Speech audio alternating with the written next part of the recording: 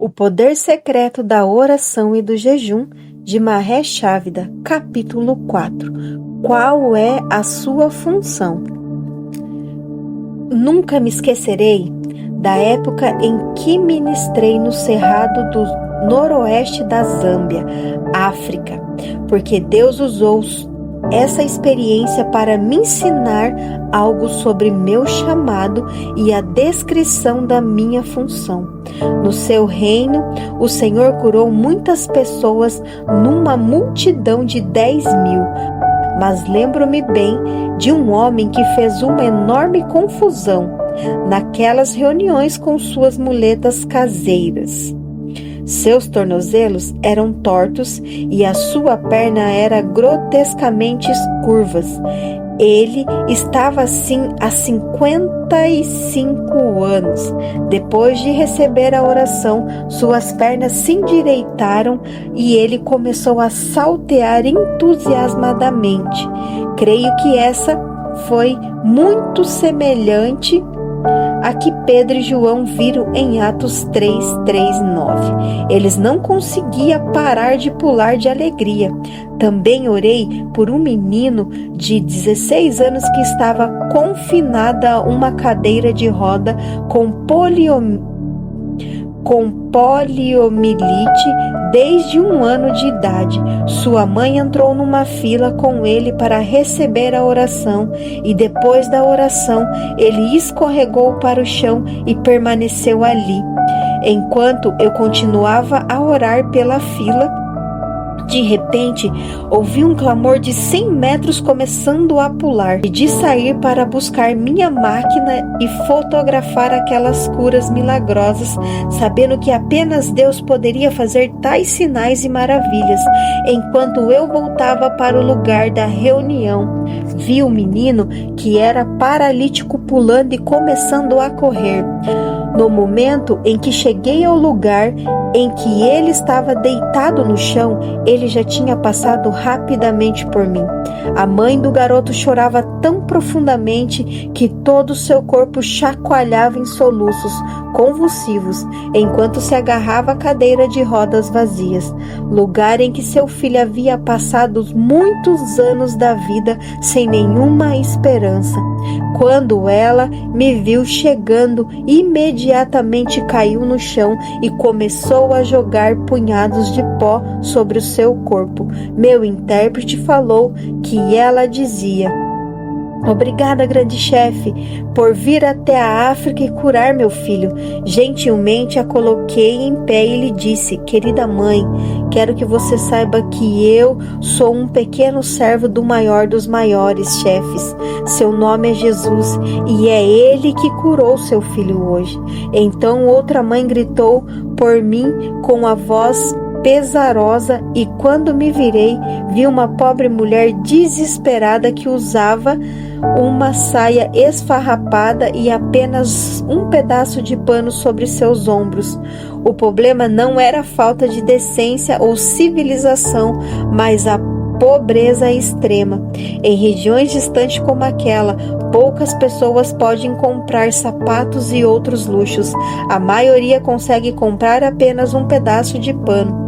Essa pobre mulher disse: "Por favor, Senhor, não me preocupo comigo, mas o Senhor poderia olhar para minha filhinha?" Olhei-a à minha volta e disse: "Sim, mas onde está sua filha?" A mulher levantou sua saia e ali, escondidinha atrás dos trapos que cobria sua mãe, estava uma pequena menina de 3 anos de idade. Ela estava usando uma saia rasgada e uma blusa suja, mas eu ainda podia ver claramente os enormes furúnculos que cobriam seu corpo e se aprofundava em sua pele. "Mahesh, é assim que me sinto." Saiba que a garotinha estava sentindo uma dor terrível. Para tornar as coisas piores, quando a mãe se baixou para me mostrar o que estava de errado com sua filha, seu chale escorregou dos ombros e vi que um lado do corpo da mulher estava literalmente comido por uma doença que parecia lepra ou algum tipo de fungo que a consumia. Sabia que aquela preciosa mãe também estava em grande dor, mas ela queria que eu orasse por sua filha. Segurei as duas em meus braços e orei por elas de todo o meu coração. Quando me voltei, a mãe falou comigo com muita lágrima escorrendo pelo rosto. Obrigada, Senhor, por vir da América abençoar este pobre povo. Não consegui conter as lágrimas e a compaixão que senti naquele momento. Quando saí de lá, senti o Espírito de Deus me perguntar: você sentiu compaixão por aquela mulher e sua filhinha? Eu disse: sim, Senhor. Então ele me disse: Mahesh, é assim que eu me sinto em relação a todos os povos da terra. Eles estão feridos e machucados sem a mensagem do meu Filho Jesus Cristo. Quero que você os ajude. Compartilhe a mensagem de vida. Onde está o exército? Os Texas Rangers, um grupo de patrulheiros que mantinham a lei e a ordem no Velho Oeste dos Estados Unidos, deixaram um legado inspirador. Conta a história que um xerife em determinada cidade do Texas mandou um telegrama urgente para o quartel-general dos Rangers, que dizia: enviem um exército. A cidade se revoltou, estão fazendo uma confusão e a anarquia está ameaçando dominar tudo. O xerife recebeu uma sucinta resposta: características, encontro-me no trem das 4 horas. Na tarde seguinte, o xerife ansioso e um prefeito mais ansioso ainda esperava impaciente na plataforma enquanto o trem parava.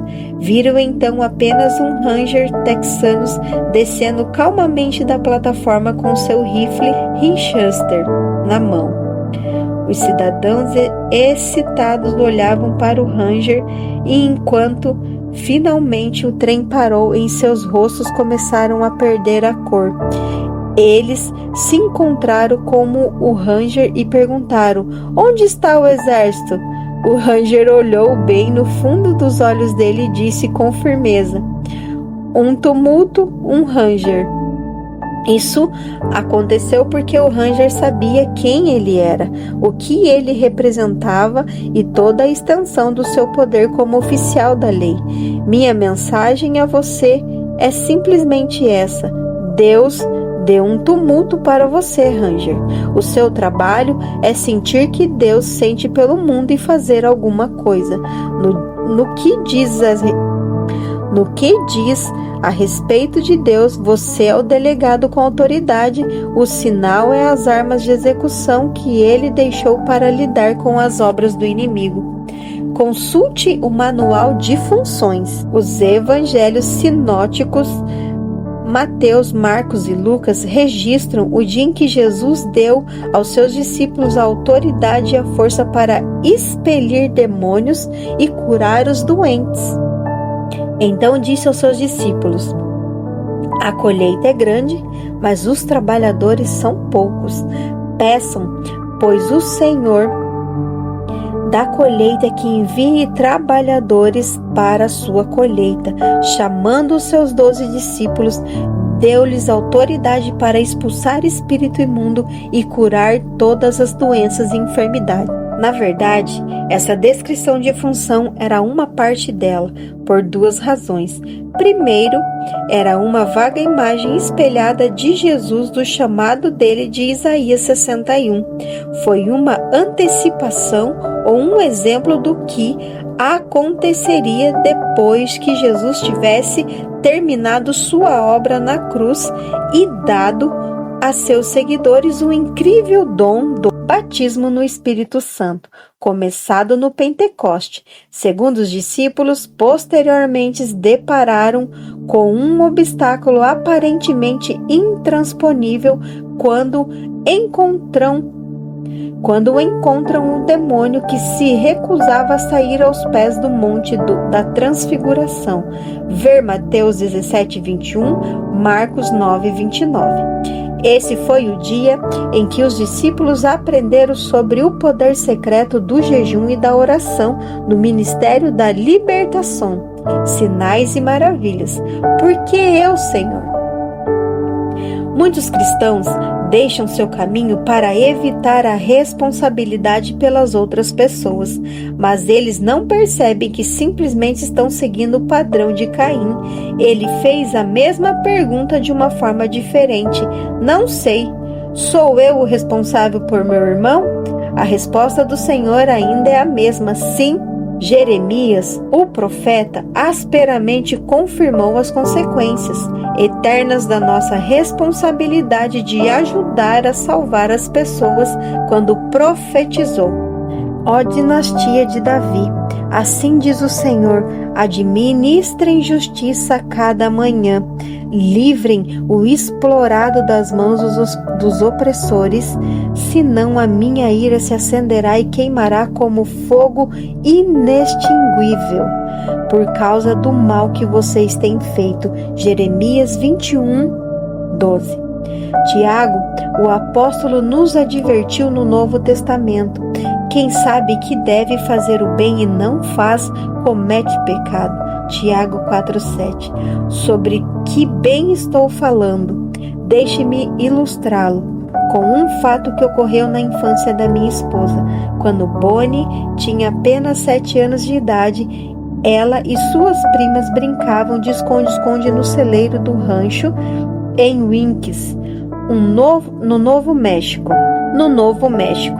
Bonnie pensou que havia escolhido um lugar seguro para se esconder e apoiou-se no escuro entre 2 montes de semente, vestida apenas com um short, camiseta e um par de sandálias tipo havaianas.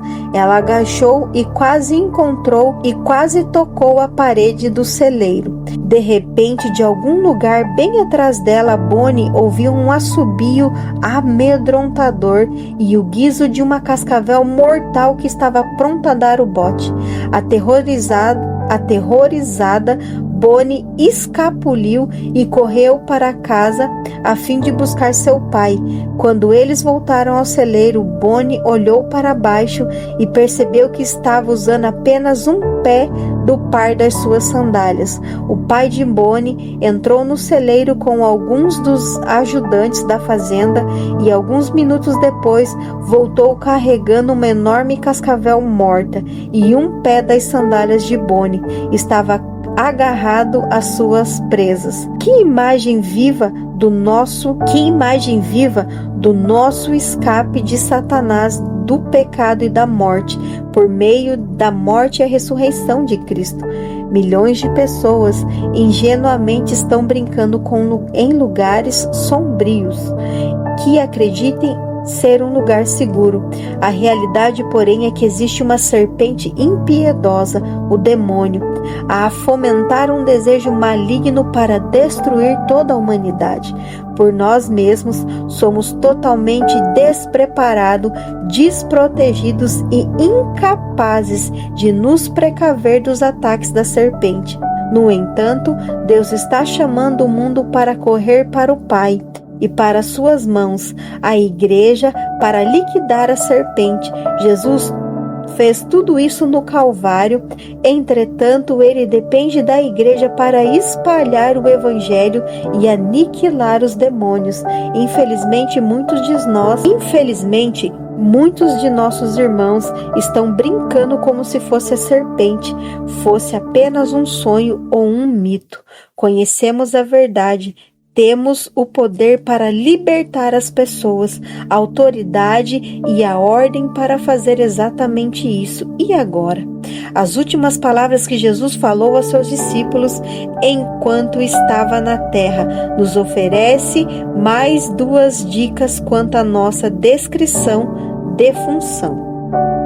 Mais tarde, Jesus apareceu aos 11 enquanto eles comiam, censurou-lhes a incredulidade e a dureza de coração, porque não acreditaram que os tinha visto depois do ressurreto. E disse-lhes: vão pelo mundo todo e pregue o evangelho a todas as pessoas. Quem crer e for batizado será salvo, mas quem não crer será condenado. Estes sinais acompanharão os que crerem. Em meu nome expulsarão demônios, falarão novas línguas, pegarão em serpentes e se beberem algum veneno mortal, não lhes fará mal nenhum. Imporão as mãos sobre os doentes e estes ficarão curados. Depois de ter-lhe falado, o Senhor Jesus foi levado aos céus e assentou à direita de Deus. Mateus 16, 14 e 19. É evidente que os discípulos de Jesus levaram a sério as suas palavras, porque não fizeram uma reunião para discutir o seu mandamento final. De acordo com o verso final do Evangelho de Marcos, eles se tornaram embaixadores da palavra. Então, os discípulos saíram e pregaram por toda parte, e o Senhor cooperava com eles, confirmando-lhe a palavra com os sinais que os acompanhavam. Marcos 16, 20. Tenho uma pergunta. Quando isso parou? Por quê? E com autoridade de quem? Quem na terra poderia ter mais autoridade do que Jesus Cristo? Qual dos discípulos poderiam ser culpados por ensinar que a palavra final de Jesus talvez pudesse passar? Existe um sinal nos evangelhos de que Jesus faria uma declaração de tal peso, sabendo que tudo passaria, como muitos dos provérbios dos homens caídos. A única resposta é óbvia: a palavra de Jesus nunca passarão. É esperado que tenhamos um evangelho como o de Marcos 16, 14, que prega, derrota o demônio, cura as enfermidades, liberta os prisioneiros e liberta os oprimidos. É isso, e isso pode ser feito pela maneira divina por intermédio da vida devotada de oração e jejum, e pela fé absoluta no Filho ressurreto de Deus. Os apóstolos e discípulos do primeiro século eram pessoas que oravam e jejuavam constantemente. Eles manifestavam toda a obra na vida e ministério terreno de Jesus Cristo. Esse padrão de ministério sobrenatural e alcance ousado continuaram bem até o segundo século. Tempo após a morte de Paulo e dos discípulos originais do Cordeiro, o ministério deteriorou-se porque a relação da intimidade entre Deus e o homem entrou em decadência, tanto pela apatia, heresia e forma de religião feita por homens, quanto pela política que se alastrou na igreja. É tempo de retomarmos o território que o inimigo roubou do povo de Deus. Deus quer nos encher com Ele de coração para coração, com uma relação de intimidade e obediência à sua voz, exatamente como Jesus orou no dia em que se rendeu aos seus acusadores. Ver João 17. Quando reivindicarmos nossa herança como os filhos e filhas de Deus e começarmos a buscar sua face em oração e jejum, todos os milagres do Evangelho e do livro de Atos voltarão ruidadosa ao cotidiano da igreja. É bem simples assim. Minha oração não é apenas por eles, rogo também por aqueles que crerão em mim por meio da mensagem deles, para que todos sejam um, Pai, como tu estás em mim e eu em ti, que eles também estejam em nós, para que o mundo creia que tu me enviastes, deles a glória que me deste, para que eles sejam um, assim como nós somos um, eu neles e tu em mim, que eles sejam levados à plena unidade, para que o mundo saiba que tu me enviastes e o amaste como igualmente me amaste. Pai, quero que os que me deste estejam comigo onde eu estou e vejam a minha glória, a glória que me deste porque me amaste antes da criação do mundo.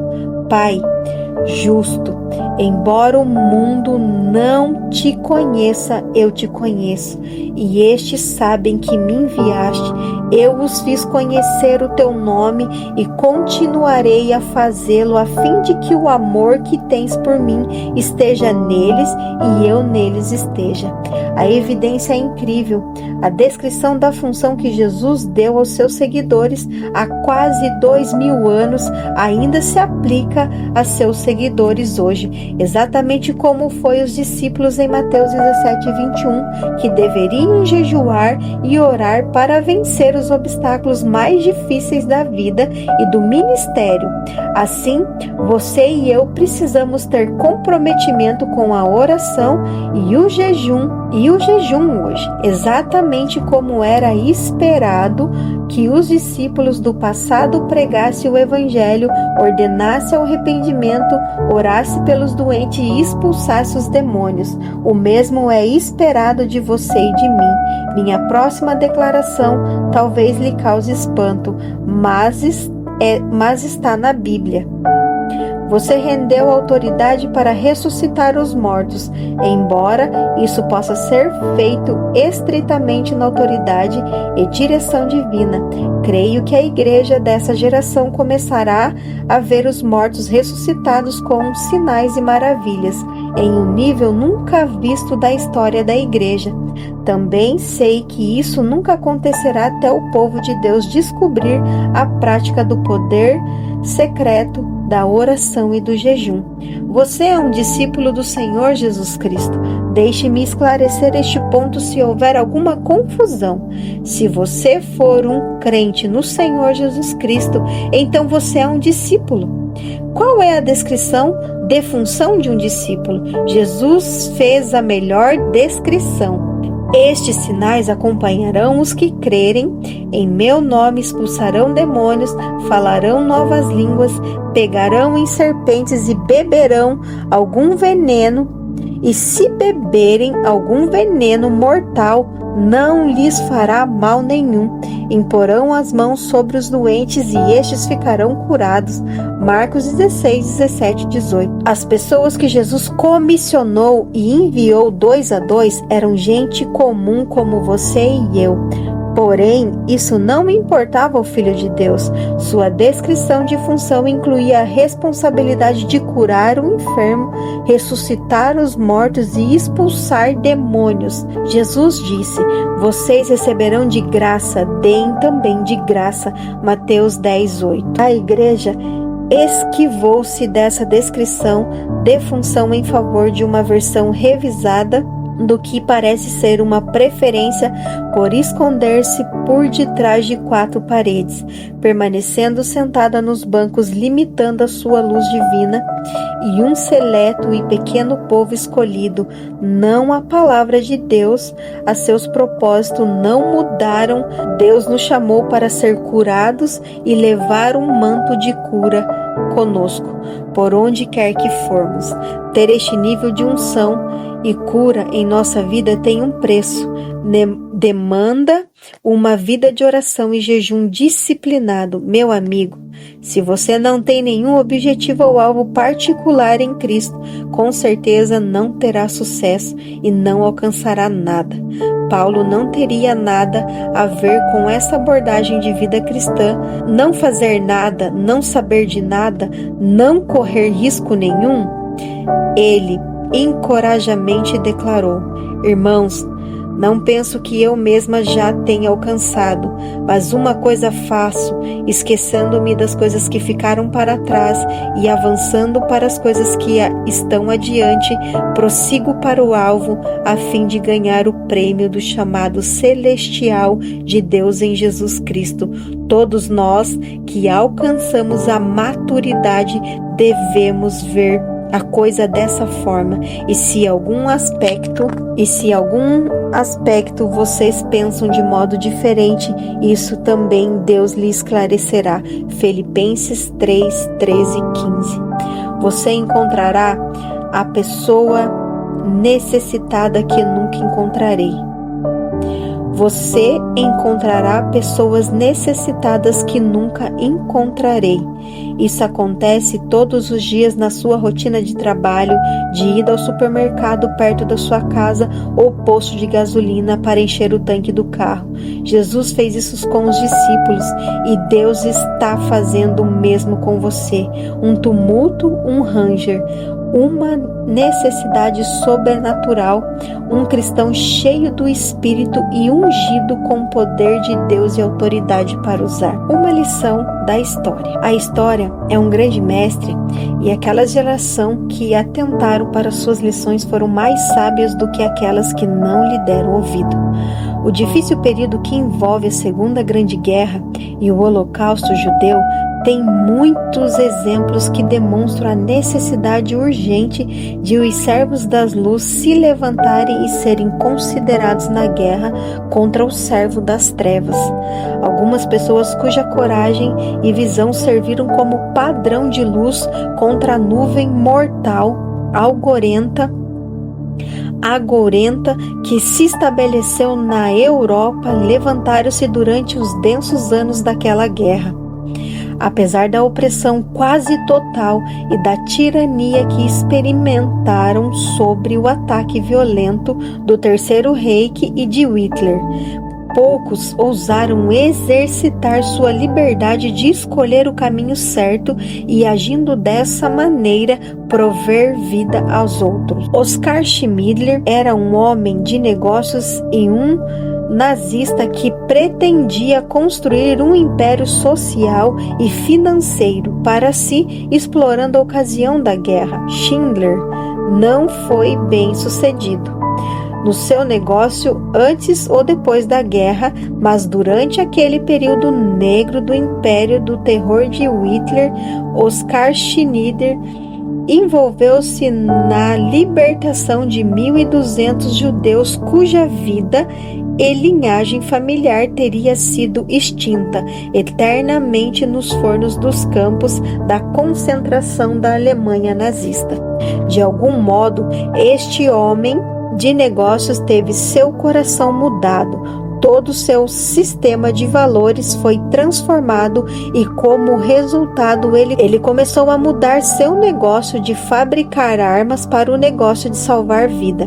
Oskar Schindler conseguiu fazer com que judeus refugiados e prisioneiros fossem transferidos para sua fábrica como trabalho escravo e propositadamente mandava seus trabalhadores carregarem a arma com munição de festim. À medida que a situação ficava cada vez pior, Schindler começou a vender seus recursos particulares, frequentemente arriscava sua vida para comprar a vida de mais e mais judeus antes que embarcassem para a morte nos campos do exército nazista.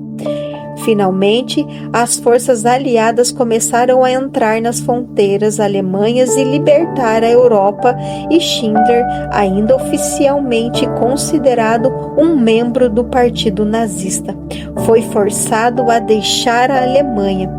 Um filme descrevendo a sua verdadeira história mostra em sua cena final a despedida de Schindler e centenas de judeus refugiados que ele pessoalmente libertou dos fornos de Hitler. Enquanto olha para o povo, Schindler percebeu que havia apenas alguns à luz dos muitos que viu serem arrastados para a morte. Enquanto ele olha para suas poucas posses que restaram, seu anel de casamento e o carro que ele precisava para escapar da prisão e possível morte, Schindler grita: mais de 10 vidas, mas 10 eu poderia ter salvo. Poderia ter feito mais. Enquanto assistia a essa cena dramática do filme, A Lista de Schindler, meu coração pulava no peito. Pensei, se mais pessoas desobrigadas a usar a estrela amarela dos judeus tivessem exercido a liberdade, eles teriam de escolher a honra, mais pessoas teriam vivido. Oskar Schindler gastou toda a sua fortuna comprando vidas da lista de mortos de Hitler, as 1.200 vidas salvas. Daquela época se multiplicaram para mais que 6.000 vidas, embora 6 milhões de vidas judias tinha sido brutalmente extinta e com elas milhões teriam nascido. Há uma voz profética com autoridade divina gritando as palavras de Oscar Schindler: sem Cristo toda alma perecerá. O propósito final de todos os cristãos é libertar aqueles que estão sobre a escravidão da morte. A única ordem para todo aquele que crê em Jesus e salvar os outros. Os aspectos eternos da nossa vida na terra é nosso investimento na vida eterna de outras pessoas. Qual é a sua descrição de função? Ser como Jesus em palavras e em obras. Fazer umas obras é muito mais pela ordem. A melhor maneira de concluir esse capítulo é preparar nosso coração para o próximo e lembrar e meditar na profecia que definiu o chamado de Messias e define seu chamado bem como o dessa geração. O Espírito do Senhor está sobre mim, porque Ele me ungiu para pregar as boas novas aos pobres.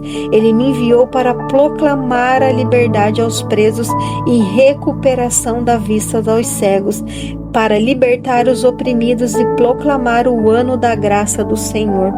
Você também foi chamado e ungido pelo Espírito Santo do Senhor para pregar o evangelho da esperança ao pobre. Você também foi enviado e capacitado para curar o coração ferido e proclamar libertação aos cativos. Como discípulo de Jesus, você recebeu autoridade em seu nome para dar visão aos cegos, libertar aqueles que vivem oprimidos pelo diabo, e hoje, talvez como nunca, você é ungido para proclamar o ano aceitável do Senhor. Agora vem a questão mais difícil. Você está preparado para fazer as obras de Jesus como foi ordenado a fazê-la? Então, você deve estar preparado para pagar o preço e dizer com Jesus para a sua geração: hoje se cumpriu a escritura que vocês acabaram de ouvir. Lucas 4:21. O primeiro passo para o sucesso e triunfo para todos nós talvez seja o dia mais difícil: encontrar o lugar da humildade verdadeira.